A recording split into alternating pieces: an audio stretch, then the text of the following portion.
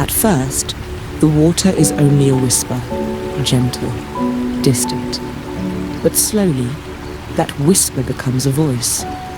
And there it is, the Grono Waterfall, hidden in the Mesolcina Valley, quiet, modest, deeply connected to the mountain. Here, water does not roar. It moves with patience.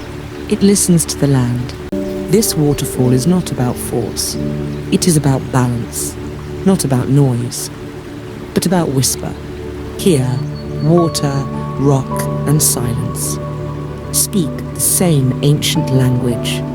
The Grono Waterfall is not grand, but it is real, delicate, and authentic.